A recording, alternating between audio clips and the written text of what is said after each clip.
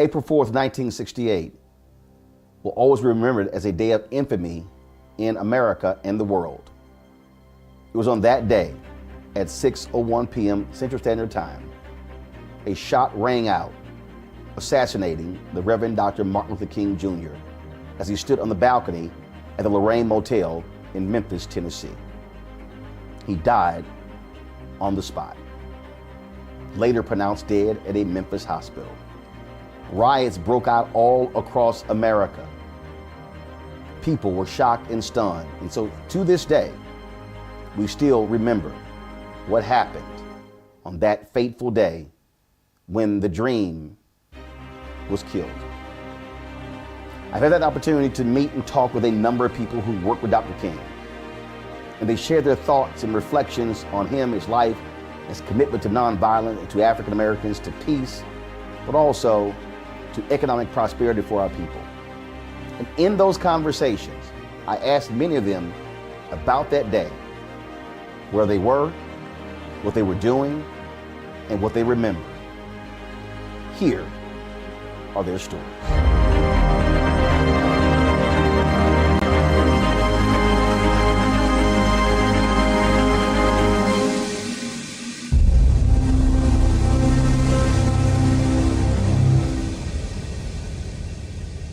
Earlier, you talked about that particular night, April 3rd, 68.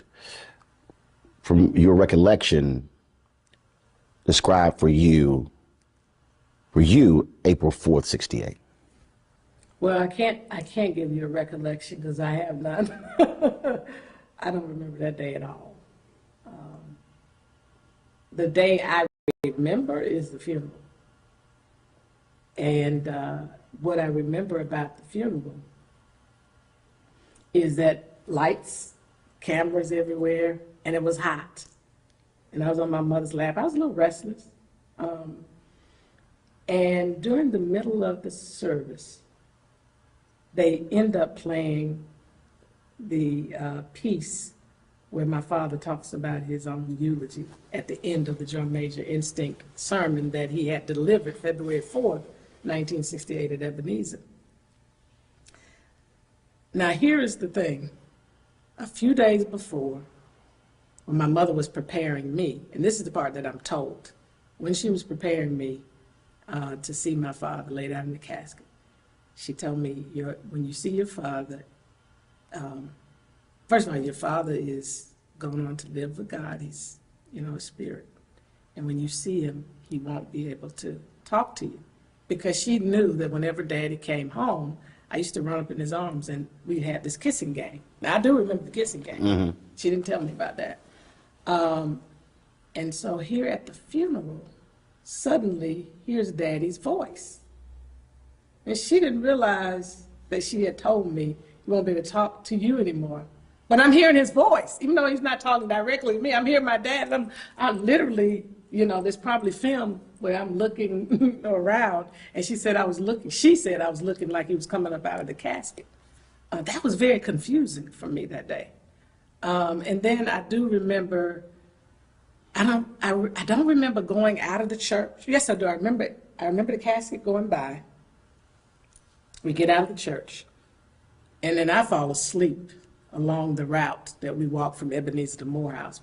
I wake up at Morehouse. And your kids are just strange, the things we notice. So I'm looking up at the stage, and it just looked like something was not angled right. It was like something was crooked, and that's all I remember. I don't remember speeches. I just remember my dad's voice at the actual funeral. I don't think anybody can comprehend what your life was like and that of your sister and your brothers and your mother in the years afterwards. Because this huge figure, who for you is Daddy, mm-hmm. but for the rest of the world is this icon.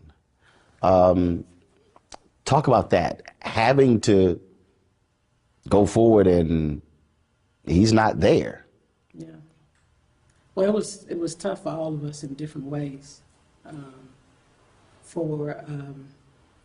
for me, it was the incessant drive of looking for another daddy. It's like, can they be my daddy? So we had these photographers that were around a lot. And when I think about it now, it's like paparazzi. Growing up, we had a lot of photographers around, but we had some after. And I can't remember if it was Flip Schulte or someone else. But at one point I said, can he be my dad? Because they were around so much. And it's interesting because kids don't really register color the same way that we do as adults. So that was one thing, I was looking for daddy. Uncle Andy became, like a surrogate father to all of us. He was actually the only one who stayed around, really, out of everybody. Consistently came by to see us and everything. And then there was another gentleman, Bob Green. I don't know if you know Dr. Robert Green, who was an educator, worked in the movement in the latter stages. But they came around a lot. The other thing for me is that initially I was fearful that something would happen to my mom. So in the initial stage, I was like, please don't go. Because when she would leave to go out of the house, out of town especially, I didn't know if she would come back.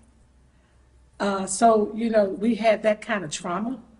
And my journey was probably totally different from everybody else's because they had, including Dexter, they had an opportunity to spend time with Daddy on the road doing some of the work. Dexter got to go with him to tour some areas of Mississippi.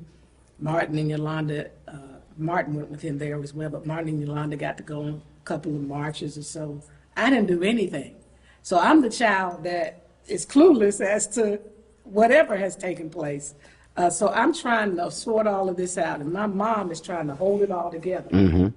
And I don't know this personally, but what she shared, even in her recent book that was published, My Life, My Love, My Legacy, she talked about trying to pull it together coming out of that room because of that void, that emptiness. And Martin was in the bed right there next to her.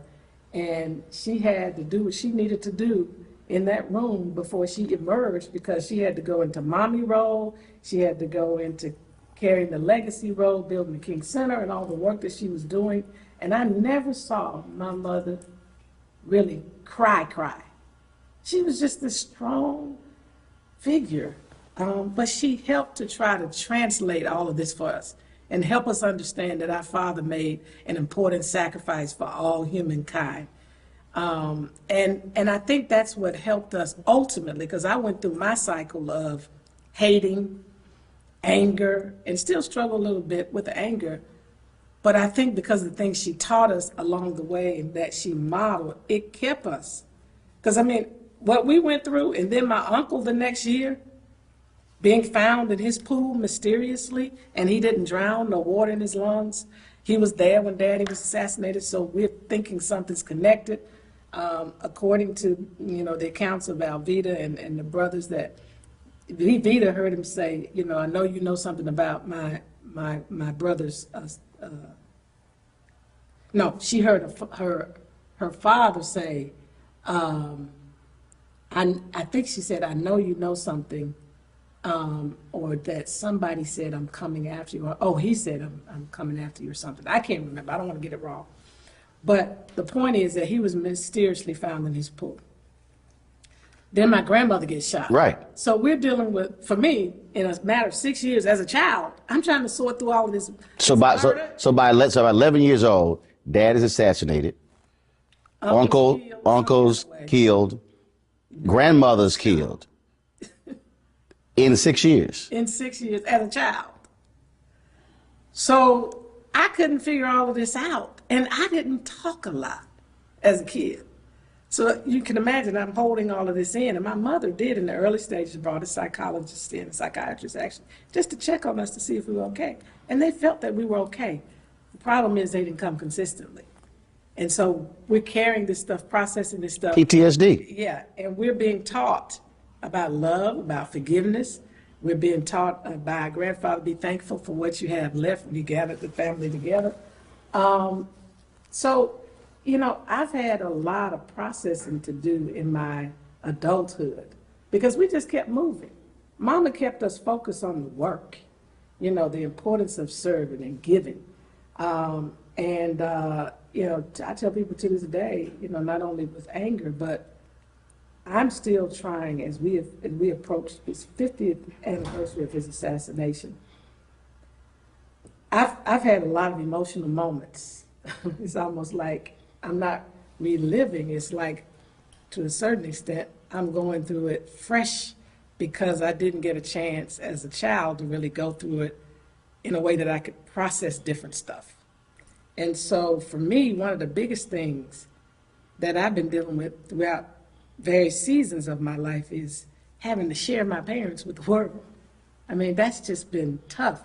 And going back through the cycle of, wow, I didn't even get a chance to spend that mommy-daughter time. My mother, because it was not just my dad's loss.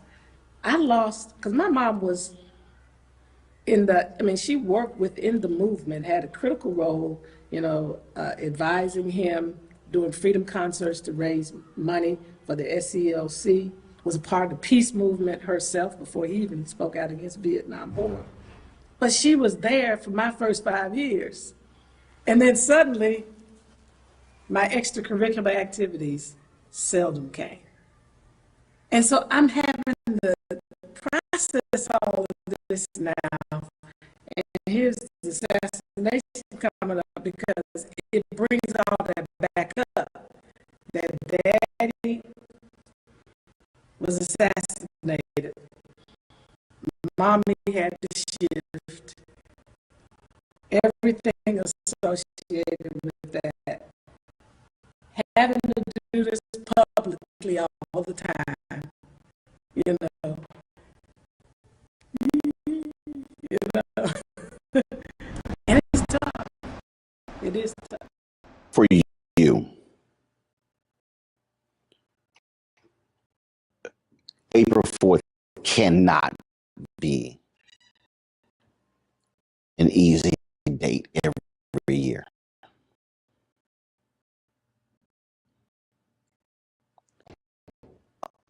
Um, how do you deal with that? Well, let me just tell you how to my mother of her husband and my siblings, our father. That's the very first thing. That was a loss that cannot be replaced. But then I look further and I have to glean and understand that the nation garnered a message and an understanding of a movement. And that is, I mean, for example, you know, if Dad had not been killed, well, probably we would be different. But I think it's I had the universe. He and I belong. Not. You have to be very poignant and strong. Figure out you got to be willing to die for what you believe in. That's when people are very serious. You know, Hosea used to say. Hosea Williams. Williams, I should say. Hosea Williams would say. I know, but for the folks who Yes, don't and know, go I ahead. appreciate you sharing that. You know, he was looking at a picture, Dad, and Hosea Williams was a complex man. He was a chemist, as you may know. But he was an agitator. He was, I mean, he had alcohol problems. He had all kind of things, all kind of flaws like we all do as human beings. And he used to attack my mom. And so I was going over there to deal with him. Say, now look, you say you love Dr. King, and I'm sure you did, but you're always attacking my mom. Dr. King's vision wasn't about no bricks and mortar. It was about feeding folk. Well, all of that is included. So what you're saying is not quite right.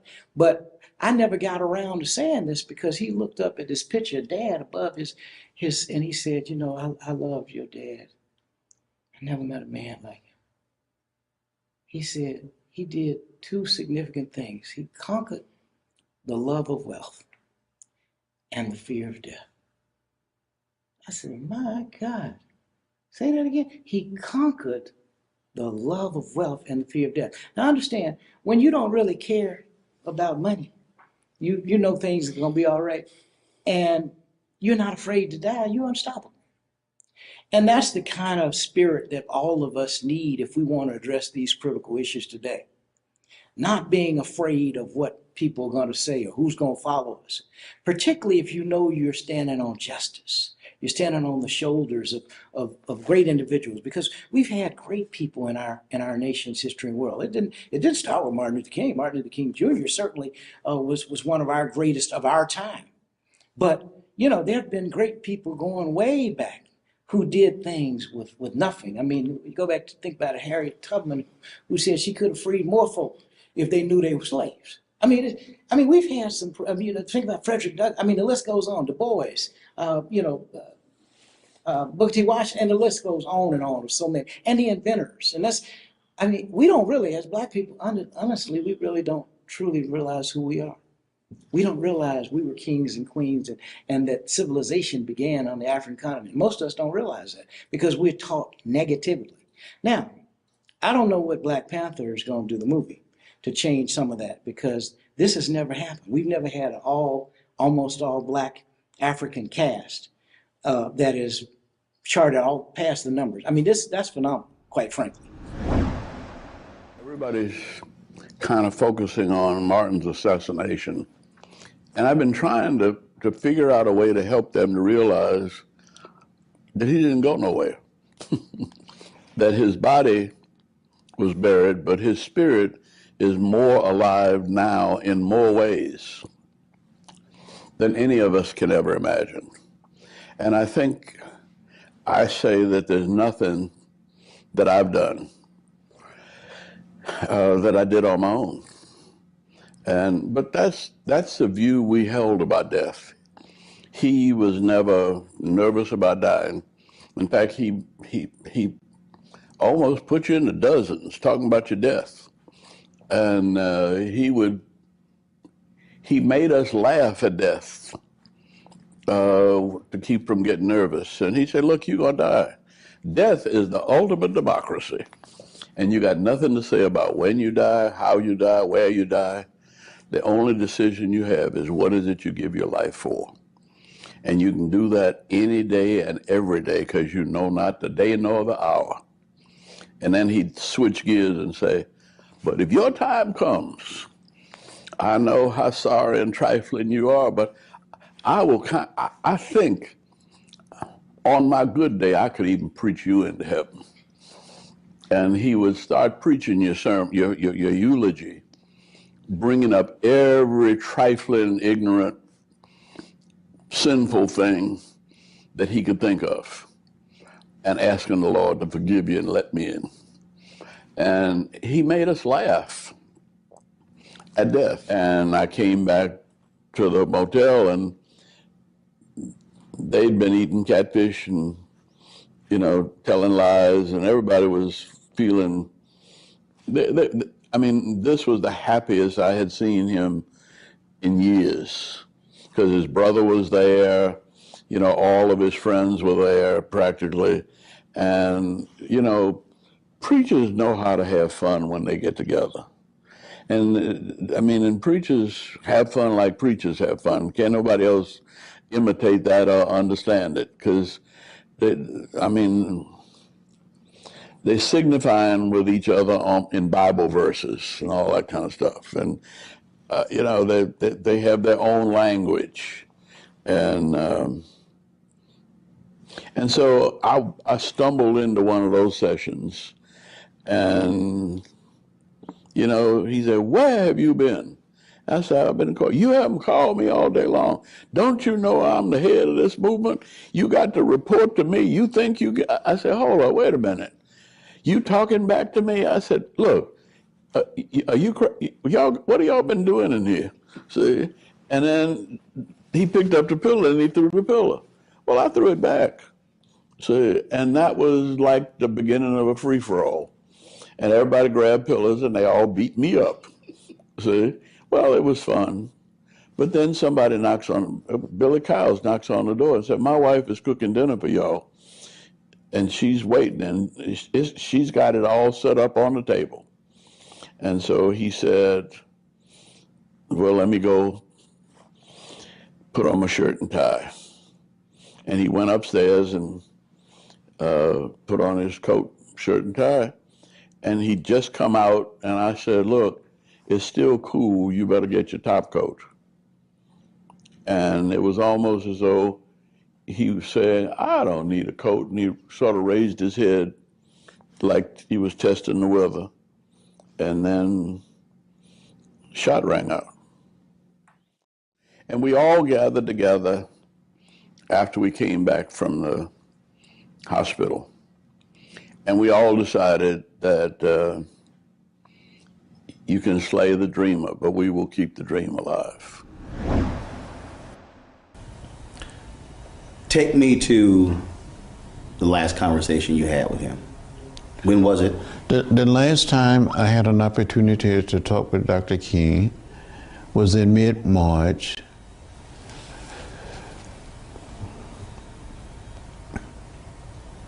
Just before he went to Memphis. It was at Pasca's hotel, a restaurant. He had been meeting with a group of rank and file members of organization working with low-income or poor people. They were black, white, Latino, Asian American, and Native American. Because he wanted the Poor People's Campaign to look like America. And he kept saying, I will see you in Washington. And he never made it to Washington. The night that he was assassinated, that evening, I was in Indianapolis, Indiana, campaigning with Robert Kennedy, working toward his nomination, the Democratic nomination for president. And when I heard that Dr. King had been shot, I didn't know his condition. When Robert Kennedy came to speak, he said, we have some sad news tonight, that Martin Luther King Jr. had been assassinated in Memphis, Tennessee. So prior to him saying that, you didn't realize it. So when that audience found out, that's when you found out. That's right. When the audience heard the message, I heard it at the same time. And I cried. And I said to myself, well, we still have Bobby. So I went back to Atlanta and helped in preparation for the funeral and stayed there for about 2 weeks. I got back in the campaign and went to Portland, Oregon, and with Robert Kennedy, and then I went on to Los Angeles. And I teamed up with Cesar Chavez, and we went to these wealthy neighborhoods and homes of primarily white citizens, urging them to vote for Bobby Kennedy rather than for Humphrey or Eugene McCarthy. Went to churches. We had an unbelievable motorcade through the city, and there was these black athletes like Rayford Johnson and the big guy, Rosa Greer, trying to hold Kennedy in the car. And you saw hundreds and thousands of people, especially in the African American community, in the Latino community, rallying for Bobby. And he invited me to come to his suite that evening, and he joked with me. He said something like, John, you let me down today. More Mexican American turn out to vote than Negroes. And he was just joking. But I truly felt that when Dr. King was assassinated, I said, well, we still have Bobby. In less than 2.5 months, he was gone. And I think something died in America with the death of Dr. King and Bobby Kennedy. When I talked to Jim Lawson, I said, in the aftermath of Dr. King's death, what did you do? He said, we went back to work. He said, we had work to do. He said he did not grieve until July. He said that's when he just broke down. Were you in the same place where there was still work to do? That there was no time to feel sorry and to mourn? Well, we were caught up in the moment. It's you had to continue to work. We had a major national election coming up, so I didn't mourn that much. But every single day, I thought about Dr. King. Matter of fact, I went back to Atlanta between the campaigning effort and trying to support others. And my doctor said, you need to rest, and made it possible for me to go to the hospital and just rest for about 2 weeks. And then I got back on the road, supporting local candidates, trying to get people registered, turn people out to vote. Became a delegate to the Democratic Convention. I was a junior bond. We were supporter. Mm-hmm. We were challenging the Lester Maddox delegation of Georgia. And I had a half a vote in the convention. And I voted for Ted Kennedy in honor of Bobby Kennedy. He said, Doc, pow. And somebody said, get low, because it was a hit. And we didn't know what the hit was, going to be spraying bullets. So I was on the ground, and the Rav was in the room. I think Bernard must have been downstairs. Rav, Billy Kyles was about so far, turning to go down the steps.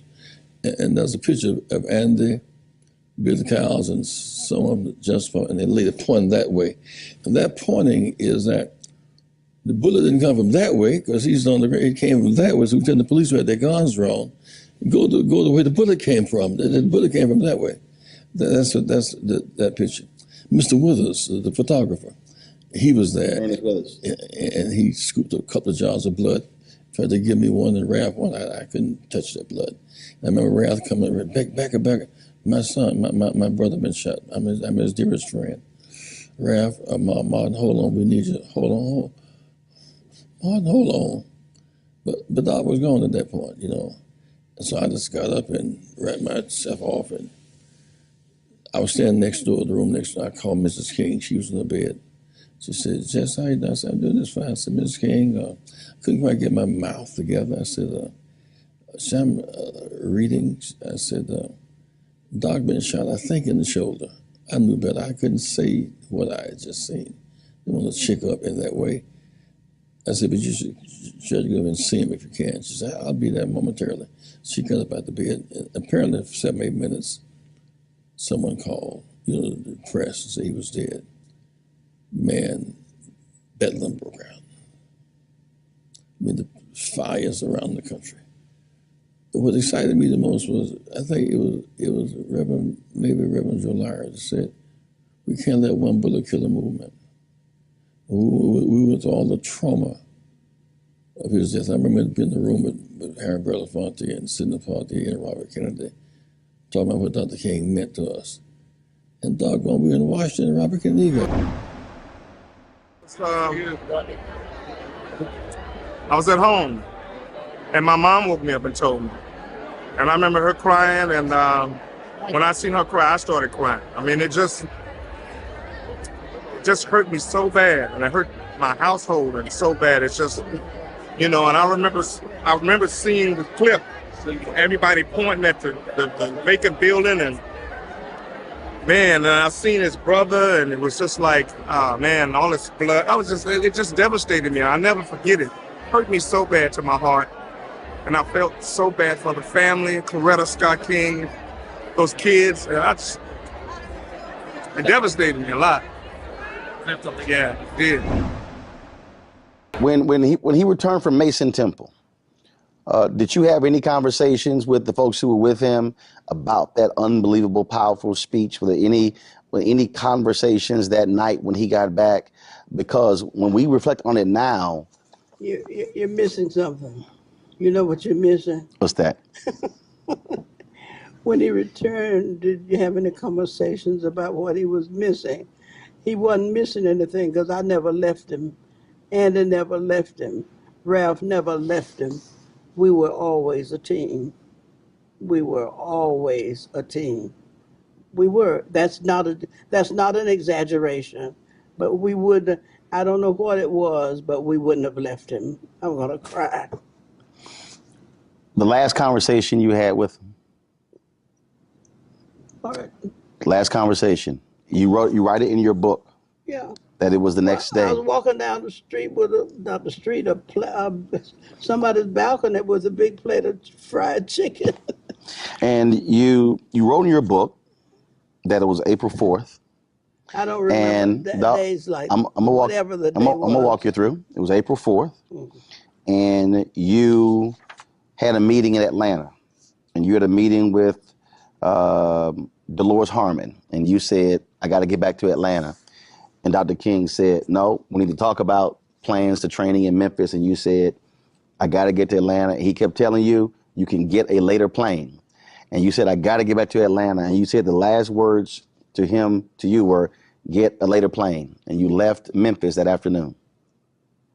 I do remember that I had left, but I also remember that I had a big plate of fried chicken from somebody's house. That in those days people would cook for each other. Mm-hmm. And this woman was glad to cook a plate of chicken, and she knew Dr. King was going to eat some of it. So he really loved eating that fried stuff. So there's nothing to talk about except he loved to eat fried chicken. What is it you would want to know? I brought the chicken to that woman, to that house from another house where they actually did stuff like that. Mm-hmm. You're too young to remember when people would pass food from house to house, but, not because they needed to, it's because they wanted to. Mm-hmm. Serve Dr. King some chicken, you know. So You were in Atlanta when you found out that he had been killed. now that's the very, very hard part for me to detail, and so it's. I remember I remember that I had a plate of food that Martin, because he had not had any dinner.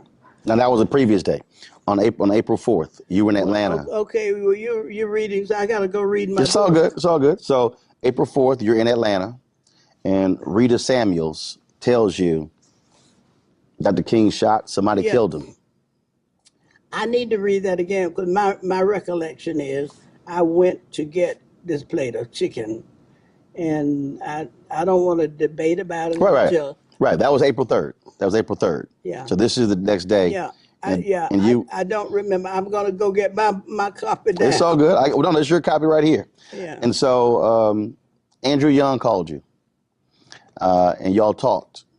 Yeah. And you said, "I wish I could have been there with him in that last moment, talk with him one more time, showing total support for what we were about."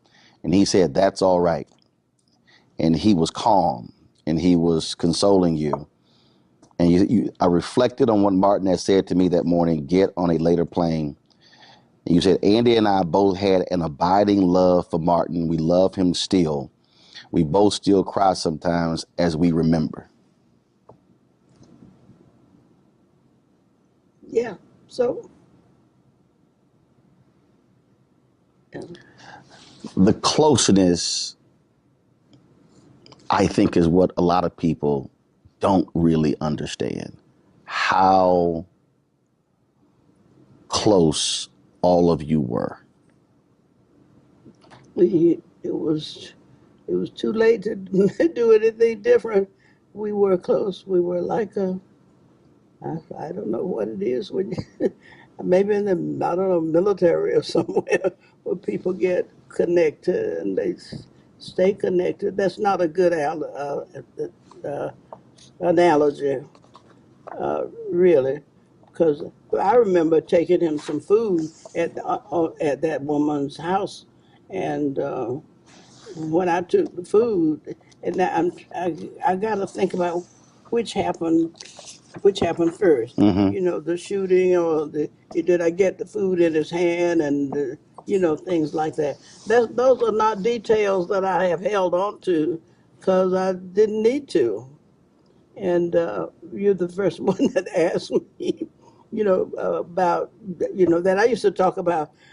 He was walking down that corridor in the church with some staring at that lady's high heel shoes. Do you still miss him? Yeah. Yeah, I do.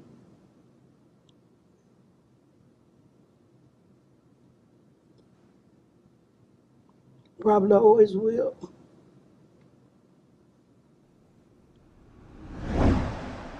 I was sitting in the kitchen having something to eat. The radio was on, and I was like a lot of people. I guess I was in shock and weep. And well, you know, I played Martin Luther King on the stage on Broadway. And so I got a chance to meet the family, spend time with a lot of the family. So it was a very special, well, it was obviously a devastating moment for all of us. Martin King always talked about the fact that he would be shot down in the streets of the nation in the midst of this campaign.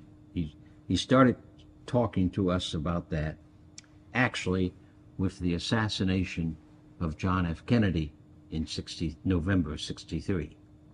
Were it not for a promise you made to your wife, you probably would have been on that balcony. Well, who knows? Yeah. But y'all were meeting, y'all. I mean, all of those different. Well, as a family, we try to eat dinner together each night. So. And you told me, you said, yeah, I'll be home by 6. That's right. We agreed 6 o'clock dinner, and so I was on my way home. I was in the kitchen with Dorothy when we heard the news over a television set that Dr. King had been shot. At 6:01. Now I just left him, not too long before that. I was stunned when you said we immediately went back to work, that you did not really grieve until July. You said it was the work. That's right. Yes, that's right. Well, in the midst, like these terrible times in which we live, doing creative work on behalf of truth and justice, on behalf of people, on behalf of the wonder of life, on behalf of dissolving sexism and racism, doing work is one of the best ways for us to grieve. So I recognize that as a pastor, as a religious person. So yes, 9 o'clock Friday morning we marched, and I worked through the night to be sure that we were going to be. I think I remember being shocked and stunned. You know, of course, you know, the passing and the death of someone in the public space was not something that a 9-year-old considers. But I remember being affected by it, of it having an effect, of feeling a sadness, of feeling a loss, even at that age, that it was something, you know, it was something huge and looming and dark and sad. I think that was the beginning of, you know, what loss looks like. You dropped him off at the airport, and he gets out. As you think back, have you, I'm sure you have you just went back and just played every part of that? What he had on, what he said, last look, all of those things. Because that was the last time you saw him alive. Yeah. But let me tell you what happened.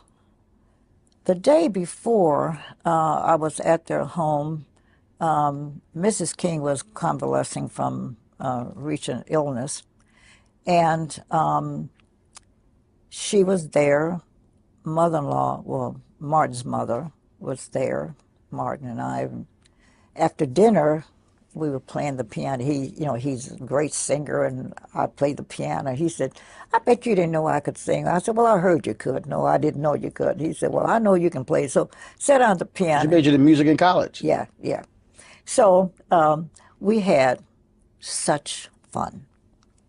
We were singing and, just having a great time.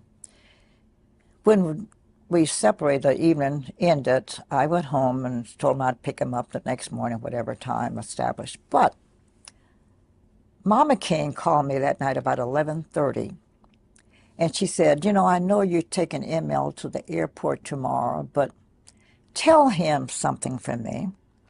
Said, just like that fun we had today, I'd like to have more days like that. I know I'm the mother and I have to understand he's busy, but you see to it and tell him I want him to plan more fun time for family hour. Will you do that for me? I said, of course. Well, I told him, I said, now your mother called me, and I told her she wants more of your time, and we're going to see that you do that. Well, guess what? About 3 or 4 o'clock Atlanta time, because Memphis was an hour behind us, he called her. Talked to her about an hour and a half. She said it never happened before. Could you take your mother for granted? He knew she was going to be there. She was supportive of her. The son loved him dearly. But he didn't bother to call her. But when I saw her that first time that night, because I went over to check on them, she said, listen, when this pain subsides a little bit, I'm going to tell you how much I appreciate what you did. Because he told me you told him what I said. And that prompted him to call. And they had a big laugh about, here's the call. And he knew, I think, because he called his brother. He'd never done that before. Called him on the phone, I understand, talked a good time with him. He did a lot of odd things. I talked to him, and he said to me, why does my room number sound so familiar to you? I mean, to me, he said. And I said, I don't know, because I don't know what room you're in, because we'd switched hotels. And he said, it's 306. And I said, well, that's my house number. And I said, you've been here enough, so I guess you make it the relationship. And I said, that all of these things were odd things that happened that day. April 4th. Uh-huh. It was early in the day that he called me. And then it called his mother, called his brother, and Andy said they were playing pillow throwing, whatever. After he came back from court, yeah, came in and they had played, a pillow fight. Yeah. And so he did a lot of things that day that were unusual, I understand. I wasn't there, I was here. But he did a lot of unusual things, Oh, I tell you something else that was most unusual. Coretta's favorite gift is red roses. And every birthday, her birthday's in April. April 27th is her birthday.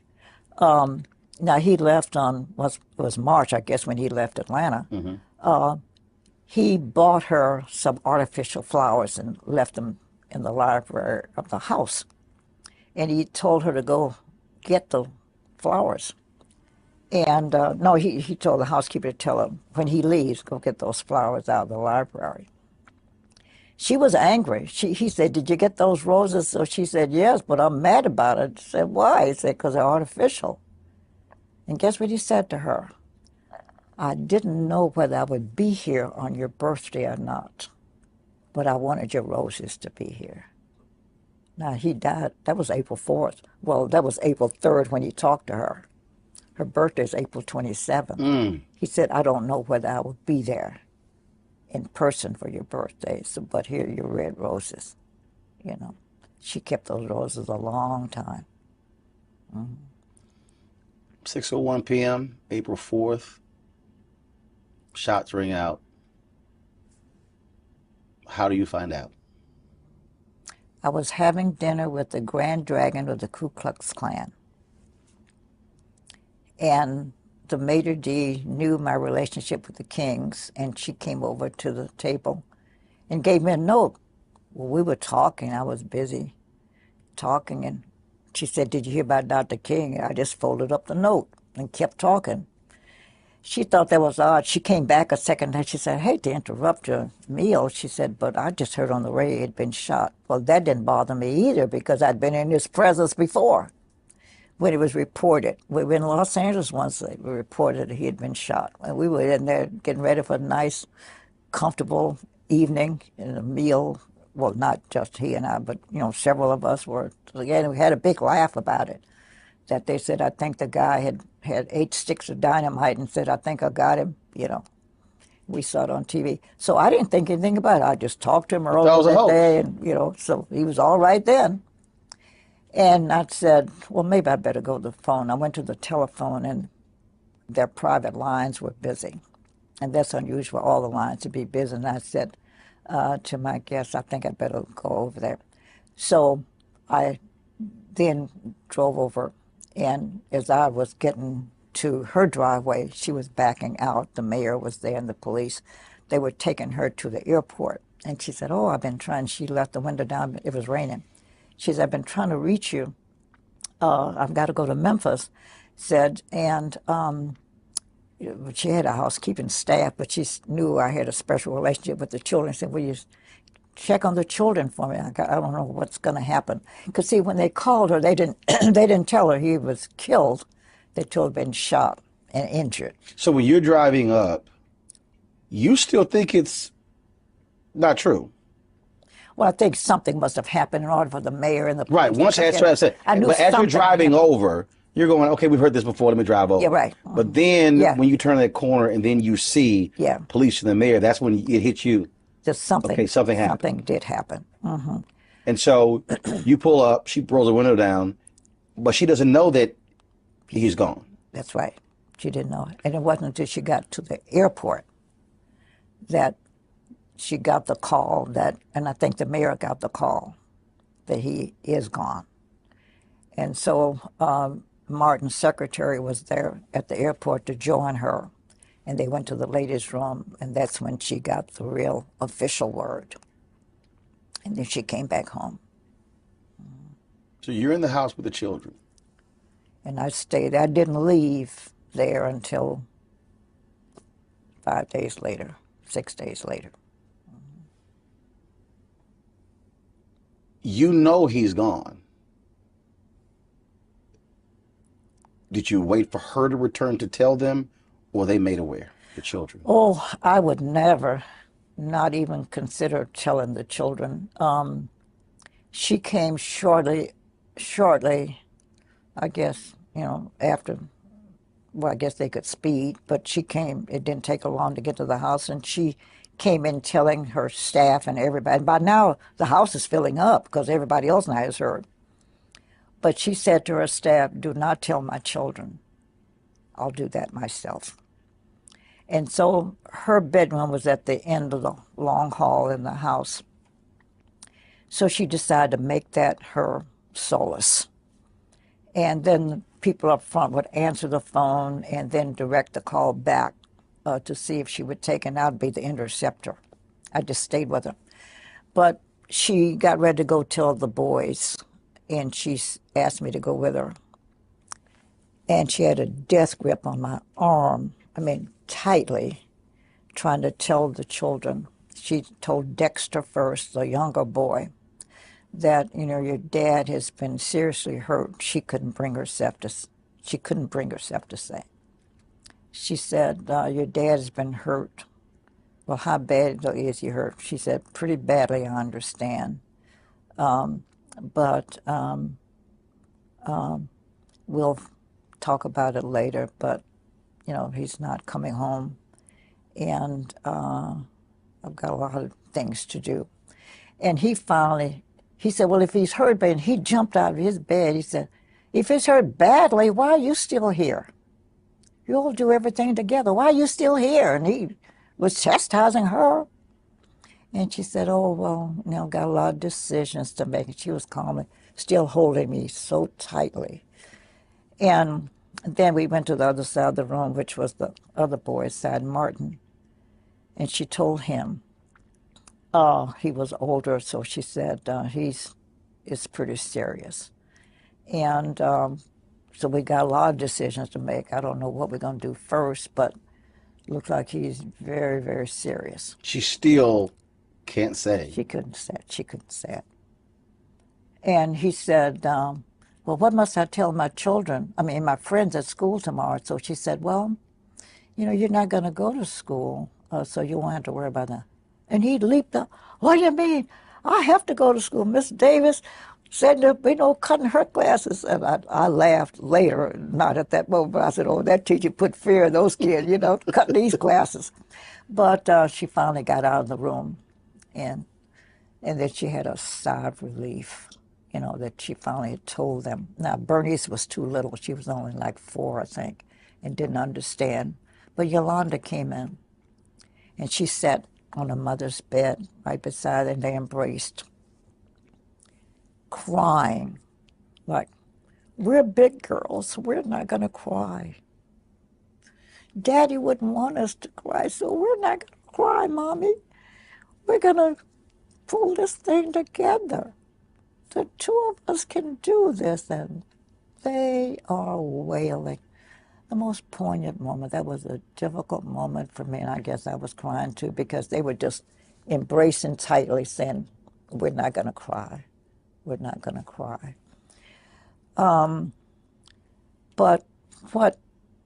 So they finally said, okay, we're gonna work this thing out. As the calls were coming in, they would assume Mrs. King would want to talk to the president. And so, you know his voice. So I would take the call and said, okay, Mrs. King, this is President Johnson. But what was interesting, everybody had the same message. And it's the same one maybe you and I make, like someone dies, she said, if I can do anything, let me know. And meeting it, anything you need me to do, let me know. If there's anything I can do. Mm-hmm. Everybody had the same message except one call. Kennedy, Robert Kennedy. His call was the one that was different. He said, Mrs. King, it's obvious. Now, when he called, it was, in Atlanta, it was about 5 or 6-ish, and people started calling. And so up until now, it's almost 10. Mr. Kennedy said, it's obvious, Mrs. King, that you need more telephone lines, because I've been trying to get you ever since the news broke. But and I'll make up a name because I don't remember the name, but Mr. John Jones is en route to Atlanta now to install 9 telephone lines for you. He'll be there at 12:30 tonight. He's en route now. I also heard on the TV that you'd perhaps want to go pick your husband up in Memphis. So we've dispatched a plane. It's already there in Atlanta. The pilot's name is Sam Smith, tailgate number 12345, telephone number 822 or something. So whenever you want to go, all you have to do is make this call. He will take you, and he's in readiness whenever you want to go to Memphis. Also, who's your point person? And she told I was going to be her lead spokesperson.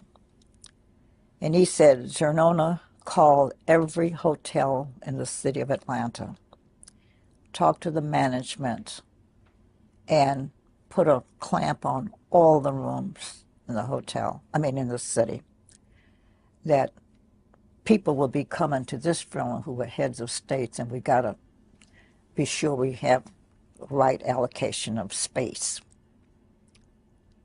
And my team will be there tomorrow morning, and we're going to set up an office at 123 Maple Street, and we will help govern things. He just jump, lay everything out. And we followed his rules. Because he had been through it. Mm-hmm. He said, we know how, we've got experience in this. We know what we're doing. And he was right. And I was there when Jacqueline Kennedy came, which was the expected moment. Two things happened. I mean, you got time for me to tell all this? Before I tell you about Mrs. Kennedy, I'm going to tell you about Nixon. He wasn't president at that point. He was the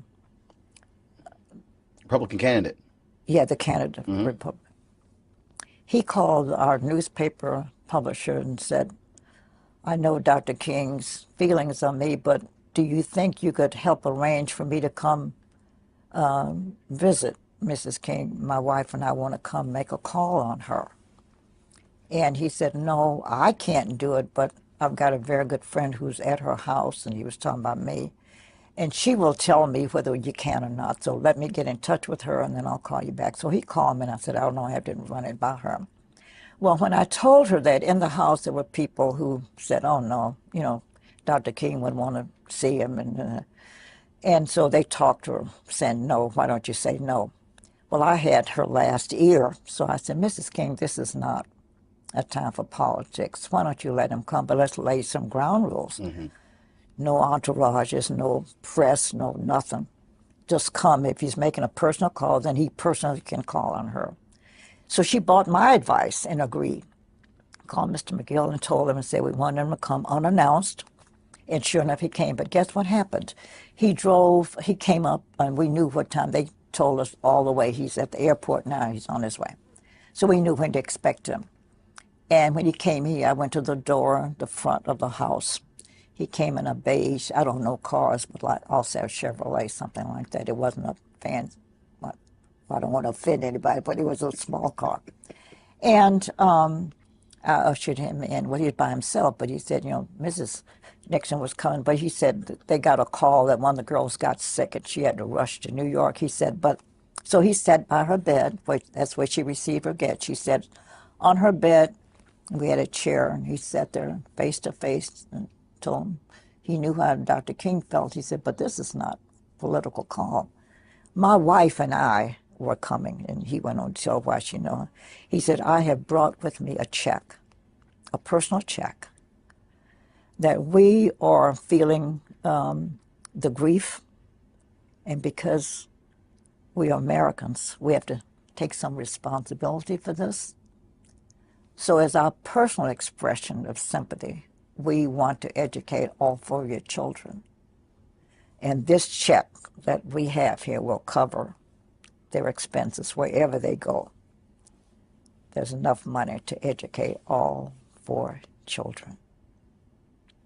Nobody knows that story because I haven't told it but a few times.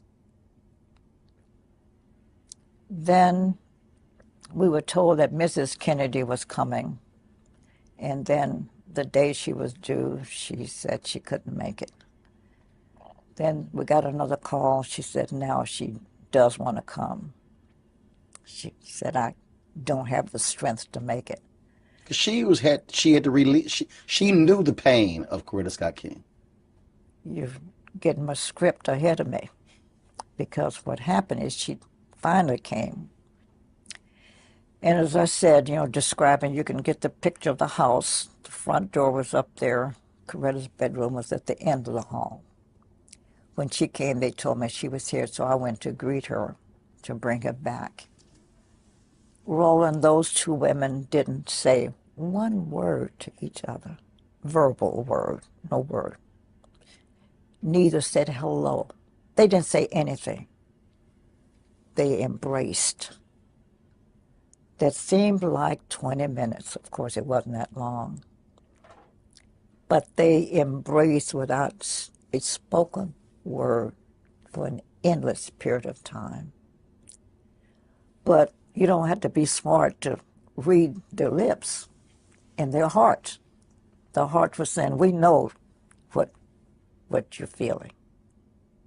You know, I know, we know. That was the most poignant moment, and it was the one time that I cried because I was feeling their language. It has to be hard for you because here you are. You go to the home. You're with the kids. She comes back. She asks you to be with her when she tells the children. You have to be her rock. Oh, yeah. So you can't grieve. You can't break down. You can't. You're taking the phone calls. You're doing. So how are you? Did you just sort of just go like kidded Robert Kennedy? You just went right into work mode? Oh, yeah. Because I'm not even sure that I ever cried, come to think of it. I'm saying later, but I never got a chance to grieve. Because one of the things when she was trying to decide whether she's going to go to Memphis, and then right away I said, oh, gee, she needs clothes, because I wanted her to look nice. She's going to be photographed wherever she goes. So the next morning now we were up, or the night went into morning. So by morning time, I told her I was going to go down and get some clothes.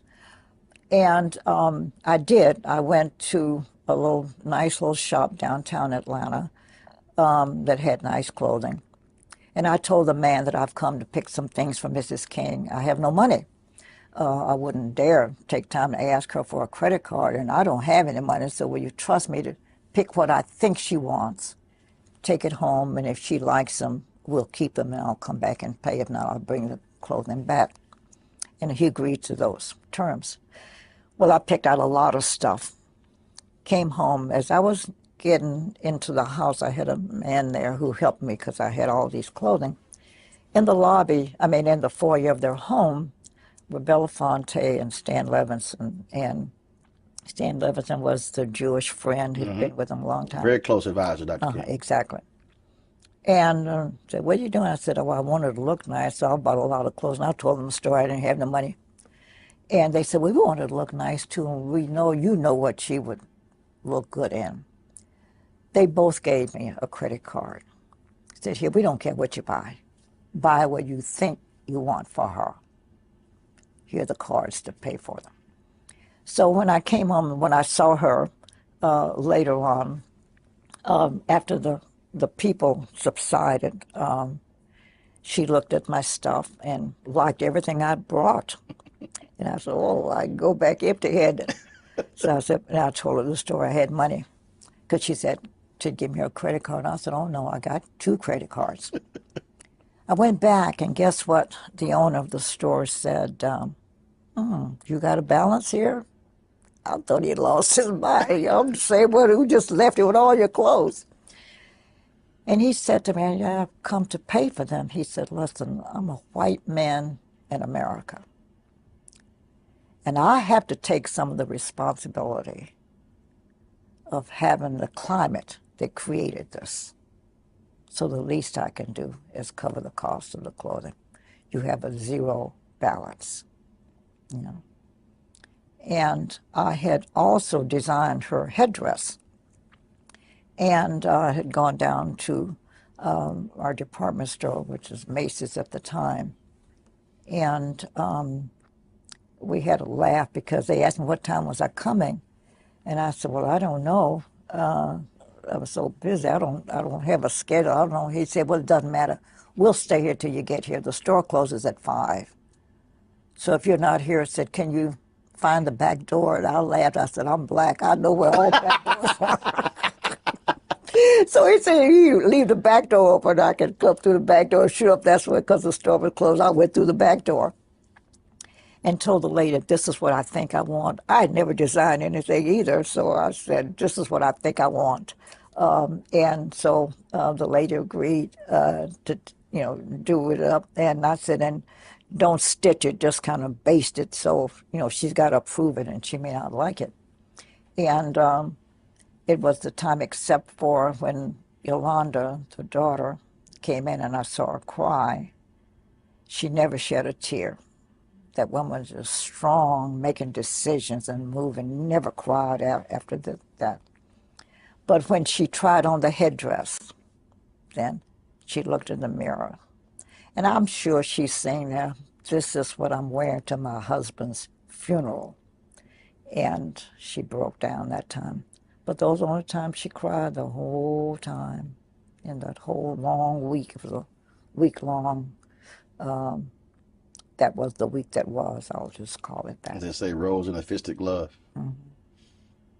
When you went to the airport, you accompanied her to the airport to pick when his body was returned from. No, no. I didn't see the body until, let me tell you that story, because the day he was ready for viewing, because I've been doing a myriad of things, you know. Well, they had announced that there was going to be a public viewing at 11 o'clock. At that moment, we were at the church. Coretta had to make some final revisions to the program. And so she went over to the church, and the security guard called her over there to say, Miss King, what must we do? Said there are thousands of people lined up here to see the body. And so what must we do? And she said, oh, and it had begun a misting rain, and the worst kind of rain is a mist, it's just falling on you. She was such a kind, considerate, compassionate woman. She said, oh, well, let him go on in. And I said, no, Coretta, you should see him first. And I said, the public will wait, but you need to see him first. And what good advice that was, because once we finished the church, we went over to view. And Harry Belafonte and his wife and I were the only non-family members. Everybody else, it's a large family. And I saw them when they came in. I stepped aside, and Coretta came down, and she had a faint response, like she was going to collapse. When I walked up to the bier, he looked awful. It looked as if someone had gone and just dug up a big glob of clay and slapped it upside his face. I was horrified. So I stepped over quietly to the mortician and said, sir, is there anything you can do to the side of his face? He crashly said, miss, his jaw was blown up. That's the best I could do. I was shocked. Loudly in the presence Coretta, of the only family? they could hear. Oh, I was so angry with him. And I finally said, forget him. And I said, something has to be done, because he looked horrible. I mean, this big old glob of stuff. And so Coretta and I, they're sitting down. Oh, and I looked at Mama King, that's the mother, who's dark-skinned. And then I saw Belafonte's wife, who was white. And back in those years, women always carried loose powder. And I was hoping that they had some. And I said, Mama King, you got any powder? She said, oh, yeah. She gave me her powder, which was dark. Julie, do you have some? And she said, yes. Hers was white. So I took the two and stood over the casket, looking at Martin's face and making myself a little roux of a mixture. Belafonte came over, took his handkerchief, and put it around Martin's neck. And so I'm dabbing to see what I've got here, trying to match the other side of his face to get a balance to it. And I finally got it. And Coretta smiled. And so I'm brushing the excess off of Martin's face. And Belafonte and I never knew what happened to the handkerchief. It was his handkerchief he had taken out of his pocket. And the excess, we folded it up. But he was to stay there till midnight, and then we were moving him to the church for another viewing at 3 a.m. And so I did it again, because the body oxidizes with air.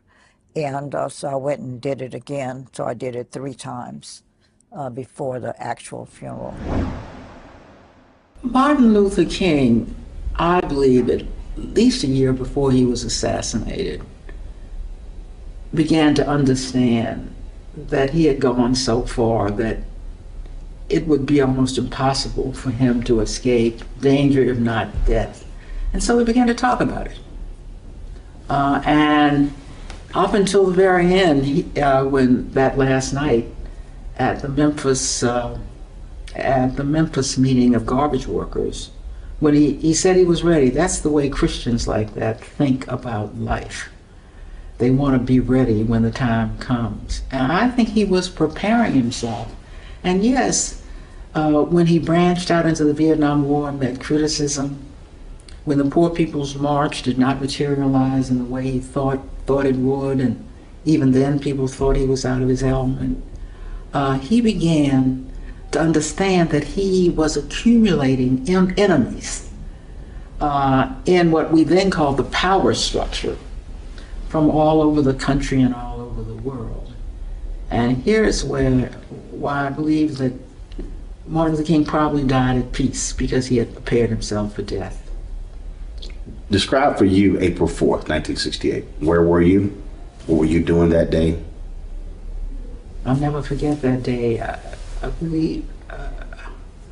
I remember, I think I almost woke up to it, to learn of it. And as much as we had learned of his encounters with danger, I have to tell you, Roland, assassination, I was not prepared for. I was young and married and just had my first child. And you know, for me, the civil rights movement would go on, or some version of it, forever. Yes, I knew King was in danger. And yes, Malcolm X had been assassinated. Mm-hmm. What I did not understand is that I was in the decade of assassinations, where when people disagreed with you, they would kill you. Kennedy, Malcolm X, MLK, JFK, Medgar Evers. Think about it. And That's 5 in 5 years. Of one decade. And what is not coincidental is that if you look at the decades of the 20th century, none was more robust in change, and in change that brought results. It was as if the country had a cataclysm, a lot of change, a lot of reaction. Period, Roland. See, that started for me, that strangeness and that unbelievableness that that was happening to a lot of our political figures in those days. Started to me with the assassination of John Kennedy. Mm-hmm. You know, I never will forget that day in my life, or any of those days, because I was actually on my way to a business meeting when they came on the radio and interrupted and said they at that time they were just saying they thought he was dead, but he had been shot in Dallas. And I'm thinking, my God, this is the 20th century. And this is the United States of America. And you mean to tell me our president can be assassinated? I mean, back in the days of Lincoln, but okay, fine. It was, you know, but not in the 20th century with all the protection and all the pre-planning for his routes and all the stuff like that, he could be assassinated. That was unbelievable to me. I actually saw Robert Kennedy get assassinated on TV. I was watching that night, you know. So Martin Luther King. Now, for Martin Luther King, who was Martin? Martin Luther King was the main warrior for the black people, as far as I'm concerned at that time, you know. I wasn't as surprised that they killed him as I was when they killed Malcolm X. You know what I mean? I wasn't as surprised because Martin was into a lot of stuff that a lot of people, bigots, hated. Mm-hmm. He was a marked man. I didn't expect it. I was hoping that it would never come to that, you know what I mean? But it did not surprise me because of who he was and what he was doing, you know. Horrible day. Horrible, just, oh man, here we go again. Where were you? I don't even know where I was. I was in oblivion, that's where I was after that. I don't know where I was, but it was just, here we go again. When is this going, what's safe? Who's safe? You know what I mean? What were you doing that day? What was the day like? Oh yeah, every day was a day of mobilization. We would meet with the men to the degree if there was any progress. We'd report on what that was. If there were any unusual things happening, fill them in on that. If there are any questions they had or decisions they need to make, to try and get that done. But everybody was mobilizing for the march. But you also had a court hearing that day, if I'm correct. Yeah, that was a series of injunctions. But SCLC took responsibility for dealing with the injunctions. Andrew Young and James Orange and some of the other fellows and their lawyers took responsibility for the court because the court had enjoined the march. It had not enjoined the mobilization and community action work that we were doing. So that day goes along. You go throughout the day, you get to the evening. Where are you?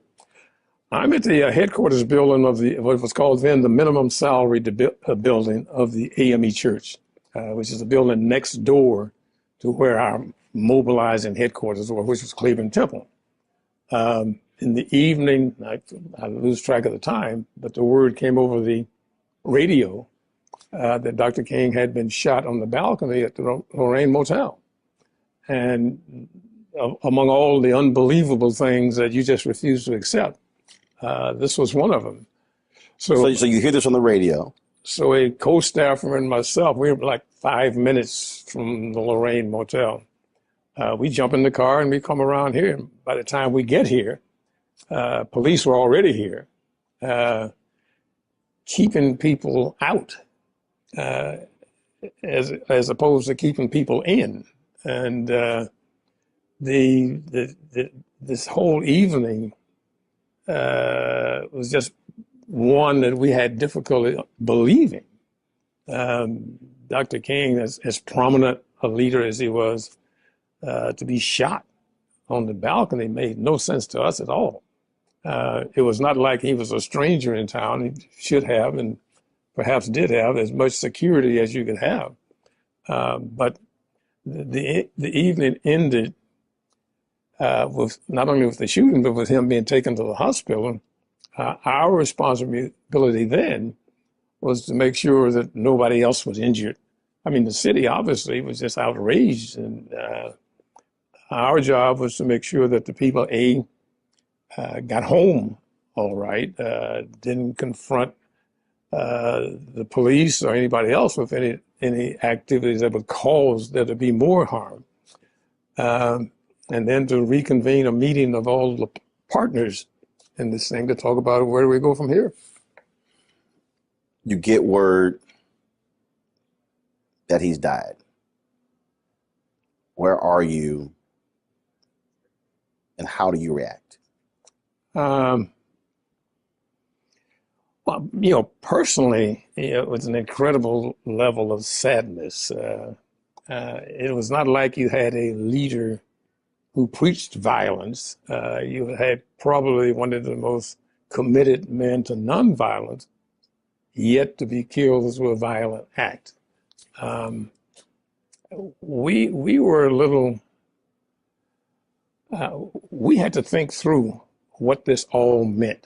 How and what do we do with the men the next day? How do we handle the notification across the country as to what was taking place in Memphis, and at least whatever advice we were going to give to other folks, how they should react. And clearly, the country was beginning to go up in smoke. The anger that was across their major urban areas was just incredible. I interviewed Reverend Jim Lawson, and he said the next day he went to work. He said, we literally did not have time to stop. And he said it wasn't until either July or August that the grief hit him.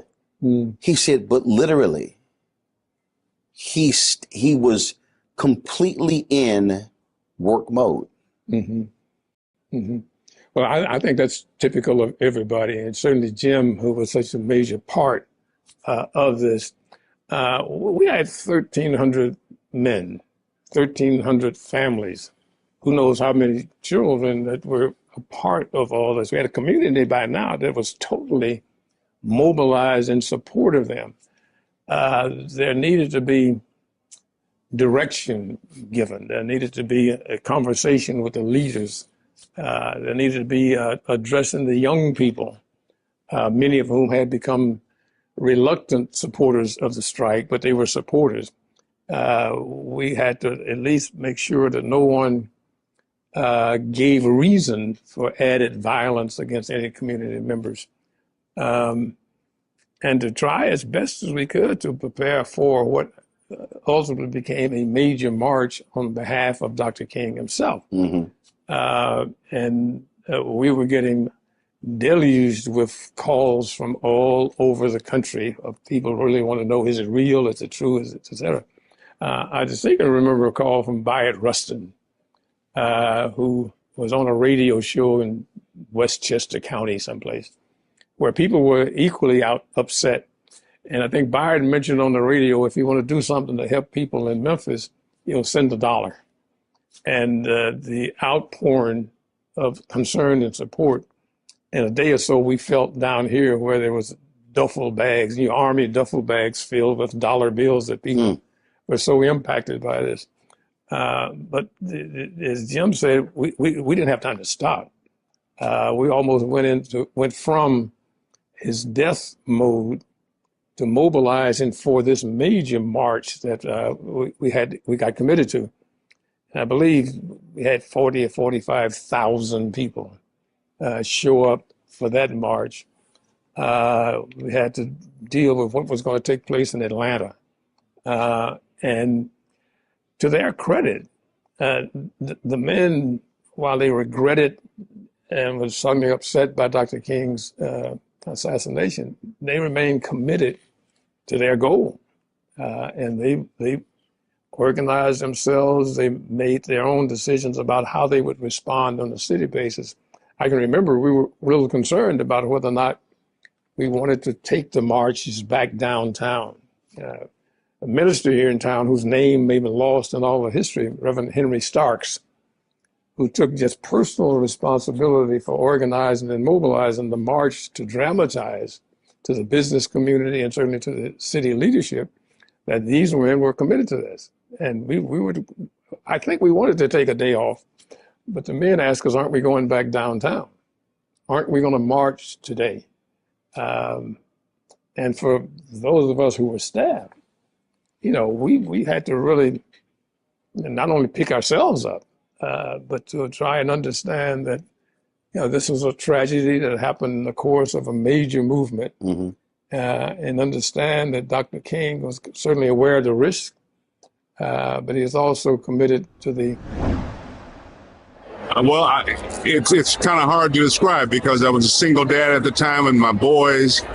To me, it was just such a loss of, I don't want to say hope because that's not quite it, but the possibilities that could happen. I just done the Martin Luther King story with Paul Winfield and Cicely Tyson a few years before, and it was just devastating. I was in Detroit and trying to sit my kids down and say this doesn't change the possibilities. It's just very hard. It's just very devastating.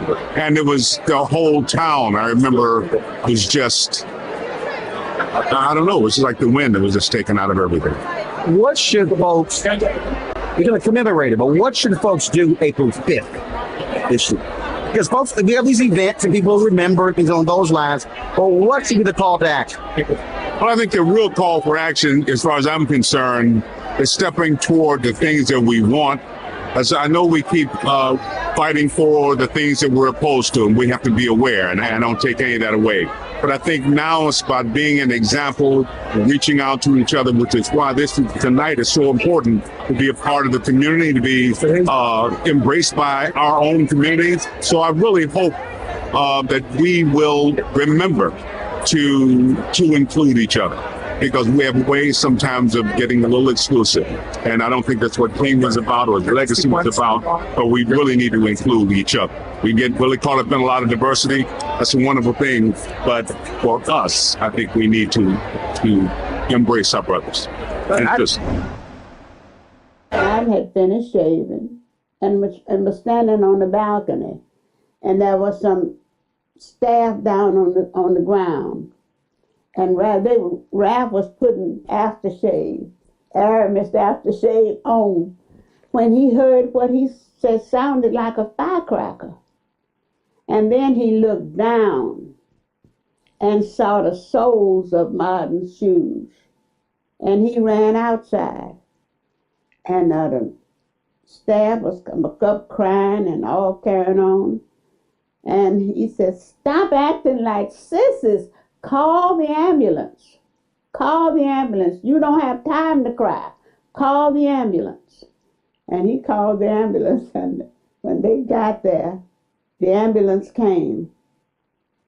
And they got in, Ralph got in, and took Martin on to the hospital. And Ralph said to Martin, he grabbed his head, he said, "Ralph, Martin, this is Ralph, this is Ralph, this is Ralph." And he grabbed him up and held him. And he said, Martin whispered to him, "Please, Ralph, take my people forward." And Ralph said, "Oh, Martin, oh, Martin, oh, Martin." And he never said another word. He was gone. Oh, wow. When they said that Martin had been shot, Coretta called me and said, "Juanita, we always kept a bag packed, because we never knew when we were going to have to move instantaneously."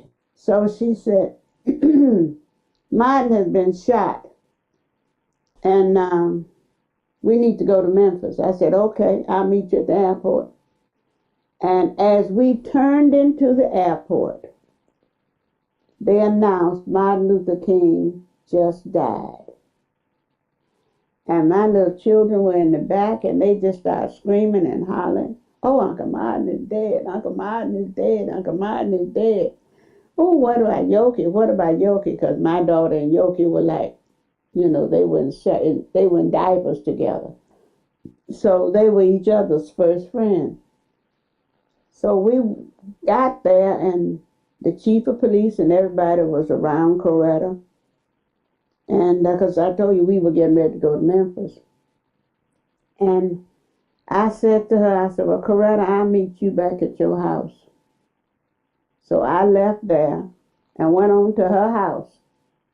And I stayed there that night. And I said, "Well, Coretta is, what are we going to do?" I said, "I'm just so glad Ralph was not there." I said, because they would have gotten two at the same time.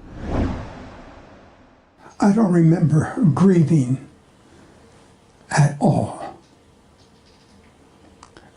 This was what you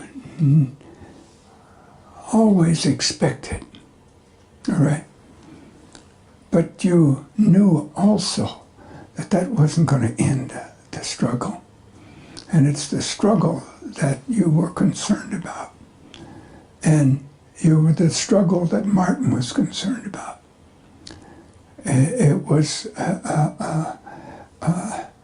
that's what it was all about, right?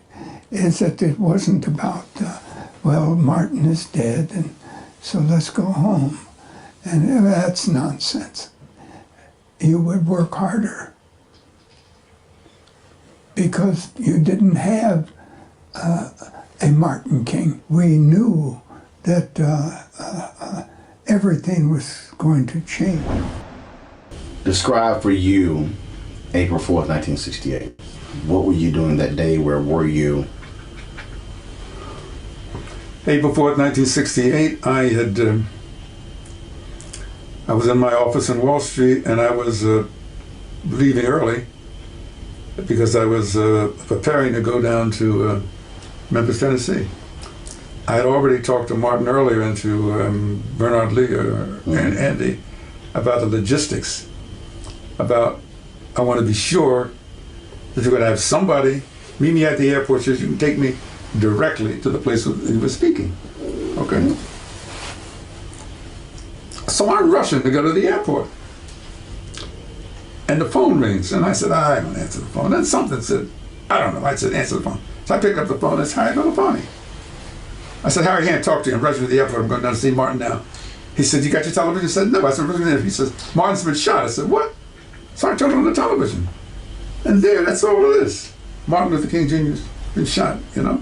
I get on the phone. I can't reach anybody. All the lines are busy. I can't reach Billy Kyles. I can't reach anybody. Can't reach Bernard. Can't reach anybody. Can't anybody meet me. And I'm trying to decide what to do, and then the phone rings again. You know, I wasn't even paying to the television. The television's in another room, and I'm trying to get through on the phone. Harry Belafonte, he says, Martin's dead. And he says to me, well, what are you going to do? And I said, well, what do you think I should do? He said, I don't think you should. Harry says, I don't think you should go. I said, we should get some more information. I don't think you should go. So I hang up the phone. And the very first thing that came into my mind was, they finally got him. They finally got him. Sometime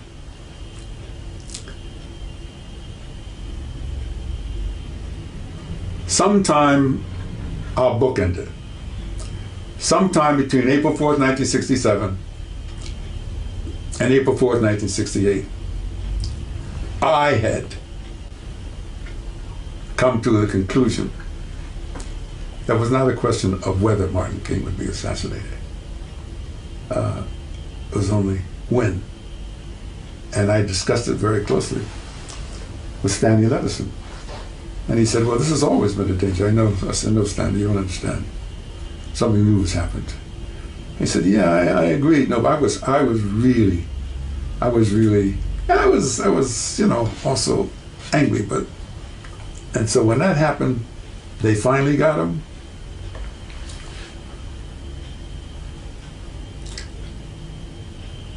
Within that same thought, Roland, your family, I can tell you.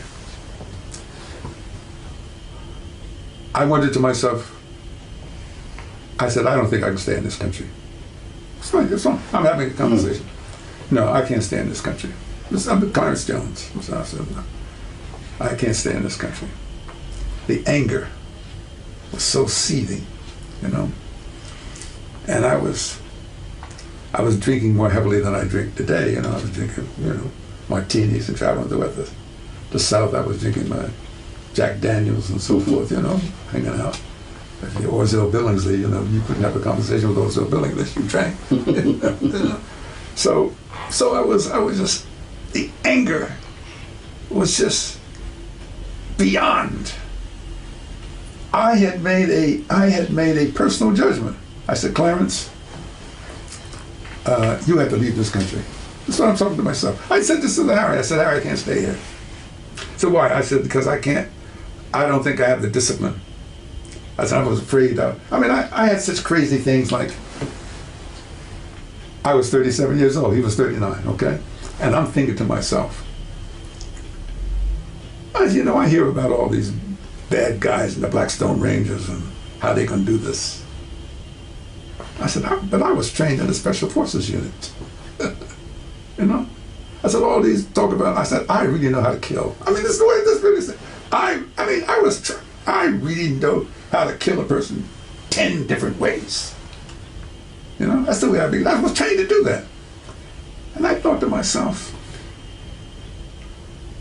I ought to figure out how to get in touch with some of the guys that were in the Army with me. And so this is how, you asked me this question, I began to think crazy things. I was think, you know, maybe I ought to go out and talk to the, so help me God, maybe I should go out and talk to the Blackstone Rangers and so forth. I said, you know, they're probably going to see me in my suit. They're going to say, who were you? But when I finished talking to them, I said, no, all you guys are walking around bad with your little guns and so forth. You don't know how to do a damn thing. I said, what you need to do, this is the way I was thinking. I said, I need to think whether or not And, you know, I was influenced by Che Guevara in my writings. I was, all these things.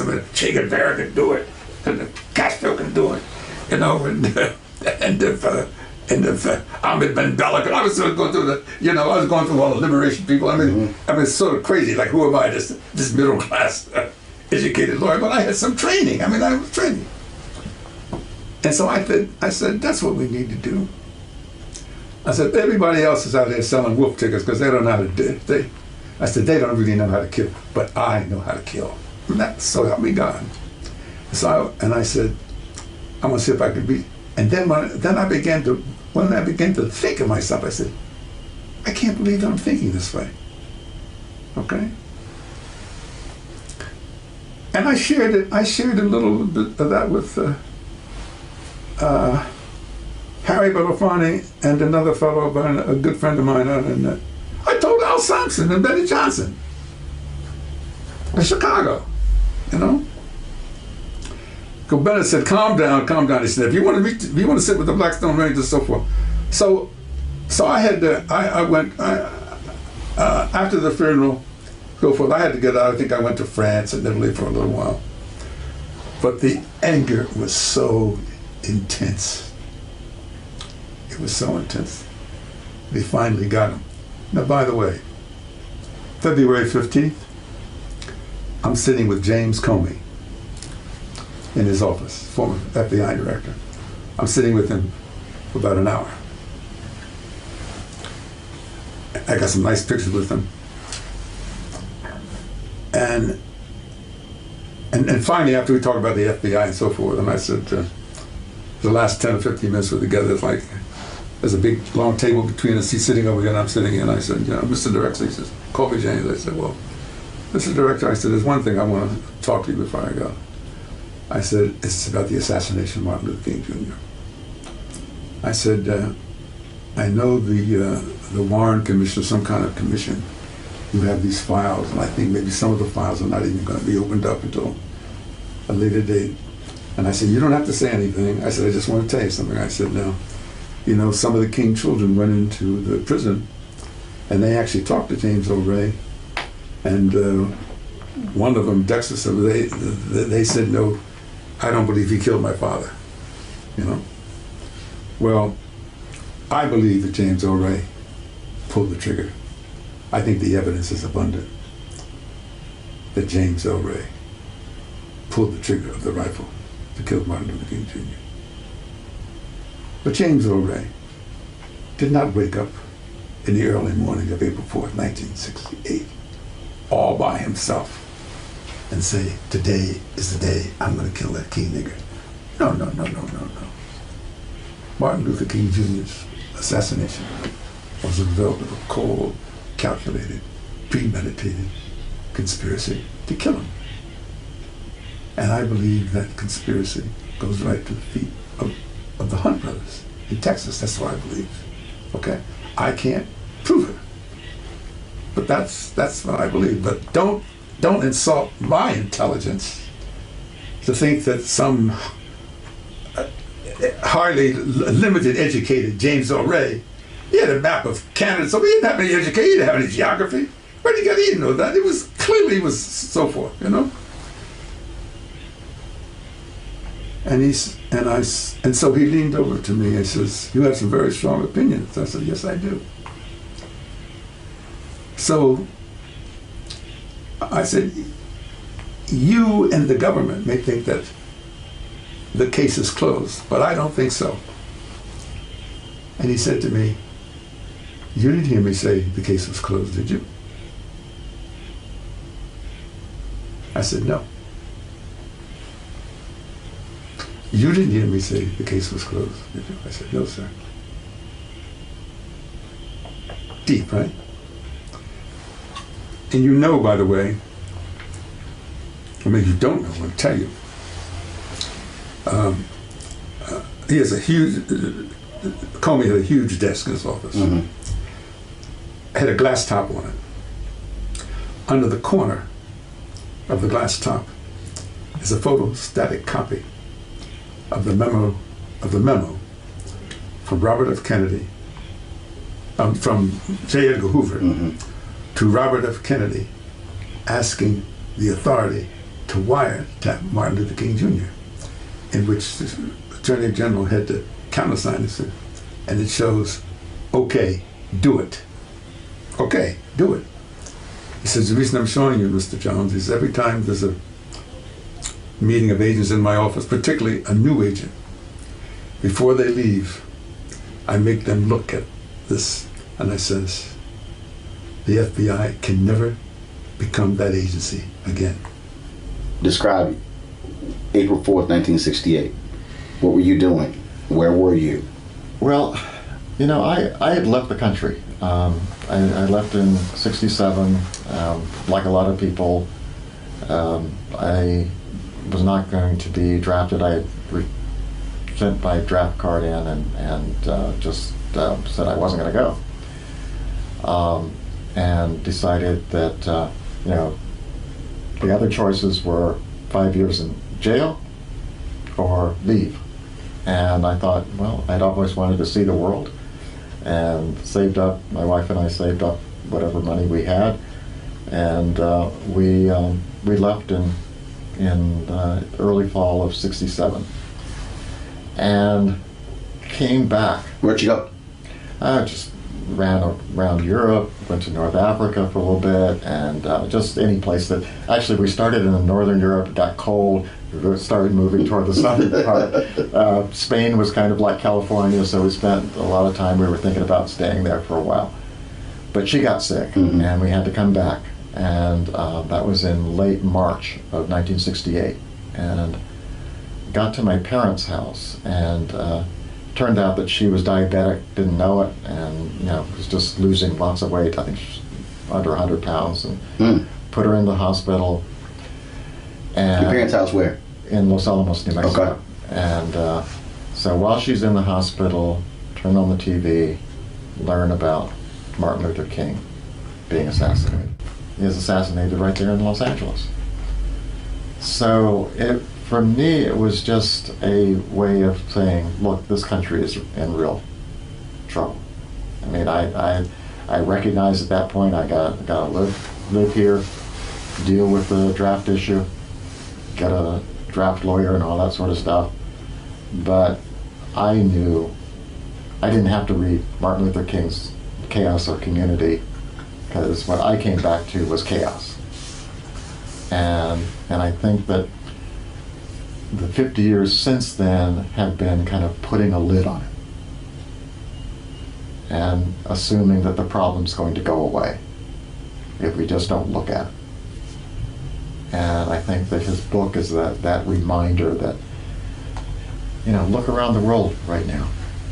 Democracy and diversity is a difficult, Vincent Harding, who I admire a great deal, and you know obviously, he said we should have advanced courses for everybody in democracy and diversity, because if you are investing your destiny to a group of people and they're not like you, different religion, different, other things, you're going to have to learn how to work with that group of people.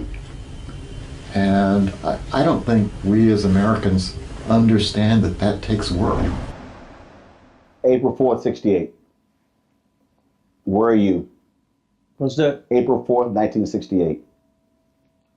Memphis tragedy strikes. Where are you? How do you find out? How do you feel? You're talking about Dr. King's death? Yeah. I was here in Tuskegee at that time. And of course, I was very sorry and very, very upset over his death. But it was one of those things that we always knew, and he always knew, even as early as the bus boycott, and this was several years before, that there was a possibility of losing our lives in the movement. So we have to be prepared to do it. But even so, he still believed in nonviolence and social change. Were you prepared? Yes, indeed so. And there were some people in the movement who didn't believe in that. And my brother happened to have been one. But I did believe in that. But you have to be able to stay focused and move ahead and do it in the right direction. But when I heard about Dr. King, and if you remember, when he published his first book, he was stabbed at a department store in New York. Yep. So he realized that he may get killed. And he knew that was always a possibility. But, you know, you never want those possibilities to happen. And I was very sorry about it. But we couldn't stop. He wouldn't want us to stop. And we didn't stop. And we continue.